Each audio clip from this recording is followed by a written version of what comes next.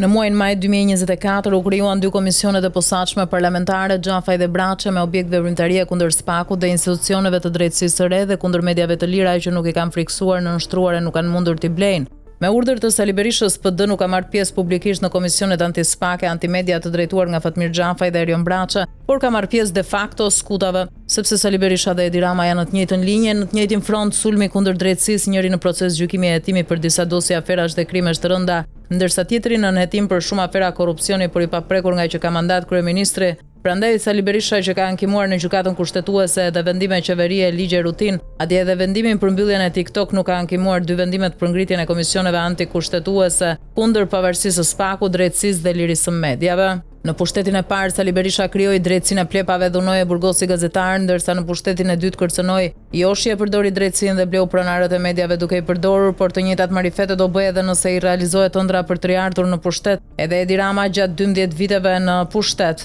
Ka bler mediat e ka tentuar 7 herë të bëjë ligje për të kërcënuar, goditur e nënshtruar zërat e lirë, ka bler, kërcënuar e përdorur disa segmente të drejtësisë në funksion të skemave e paprekshmërisë së tij dhe goditjes së rivalëve brenda PS-s. Pasi drejtësia e re ka prekur Sali Berishën dhe Ilir Meton dhe ka trokitur te porta e Edi Ramës, këta filluan sulmet e sajuan komision antikushtetues kundër SPAK-ut për ta trembur e për ta marrë peng. Nëse nuk do ta nënshtrojnë dot me komisionin Xhafaj, atëherë pavarësisht se cila parti i fiton zgjedhjet e 11 majit, do zbatohet projekti i Sali Berishës për të shkrirë SPAK-un dhe gjykatën e posaçme në maskën e gjoja riformatimit, ndërsa për mediat e lira që u denoncojnë aferat do përdorin metodat dhe marifetet alla Putin dhe Erdogan. Me këtë projekt përbashkët anti-SPAK dhe antimedia, shpjegohet dhe fakti që Sali Berisha nuk i ka ankimuar vendimet nr. 25 dhe nr. 26 datë 13 mars 2025 të Kuvendit që kanë zgjatur afatin e veprimtarisë Komisionit Parlamentar Xhafaj deri në fund të muajit korriket Komisionit Braçe deri në muajin shtator 2025. Sali Berisha e di që këto dy vendime janë antikushtetuese sepse komisionet parlamentare pushojnë së vepruari